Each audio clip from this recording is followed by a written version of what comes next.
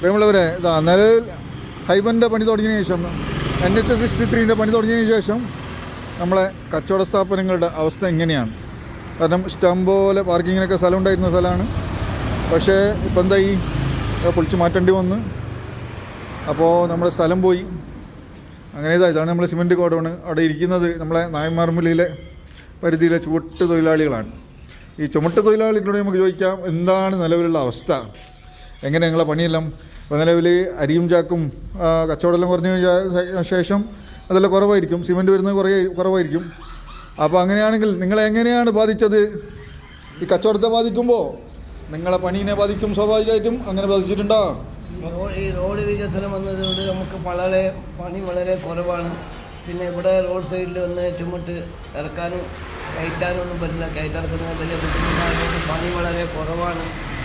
വളരെ വിഷമത്തിലാണ് ഇപ്പോൾ ഉള്ളത്. ഒരു വണ്ടി പാർക്ക് ചെയ്യാൻ പോലും സ്ഥലമില്ലാതായിപ്പോയി ഈ വികസനം വന്നിട്ട്. അപ്പോൾ എന്താണ് ഈ വികസനം കാരണം നിങ്ങളെ കഷ്ടപ്പാട്? ഈ കഷ്ടപ്പാടിന് എന്ത് പരിഹാരമാണ് നിങ്ങൾ കാണുന്നത്? ഒരു പരിഹാരം വേണ്ടേ? നമ്മൾക്ക് ഈ വണ്ടി വെച്ച് കയറ്റിറക്കാനുള്ള ഒരു സൗകര്യം കിട്ടി തന്നാൽ മതിയായിരുന്നു. നമുക്കൊരു ലോറി ഹൈവേന്റെ സൈഡ് വെച്ചിട്ട് നമുക്ക് ലോഡ് ഇറക്കാൻ പറ്റത്തില്ല. അത് ഭയങ്കര ബുദ്ധിമുട്ടാണ്. ചില്ലർ സിമെന്റ് 5-10 ഇങ്ങനെ പോയിട്ടുണ്ടായിരുന്നു. അതോടൊപ്പം വണ്ടി വെക്കാൻ സ്ഥലമില്ല ഇവിടെ. അപ്പോൾ ഈ വികസനം വരുമ്പോൾ അല്ലെങ്കിൽ ഇങ്ങനെ കുറേ നിയന്ത്രണങ്ങൾ കൊണ്ടുവരുമ്പോൾ ബാധിക്കുന്ന പലരുണ്ട്. ഒന്നാമത് ഇവിടെയുള്ള കച്ചവട സ്ഥാപനങ്ങൾ, അതുപോലെ ഇതുപോലുള്ള ചുവട്ട് തൊഴിലാളികൾ, ഇവരെല്ലാം ബാധിക്കുന്നുണ്ട്. ഇത്തരം പ്രശ്നങ്ങൾ ഇവരെ ബാധിക്കുന്നുണ്ട്. അപ്പോൾ ഒരു കാര്യം അധികാരികൾ അല്ലെങ്കിൽ ഭരണകർത്താക്കളൊക്കെ ശ്രദ്ധിക്കേണ്ടത്, നമ്മൾ ഈ കച്ചവട സ്ഥാപനങ്ങളുടെ നിലനിൽപ്പ്, അതുപോലെ ഇതുപോലുള്ള തൊഴിലാളികളുടെ നിലനിൽപ്പ്, ഇതെല്ലാം നമ്മൾ ശ്രദ്ധിക്കേണ്ടതുണ്ട്.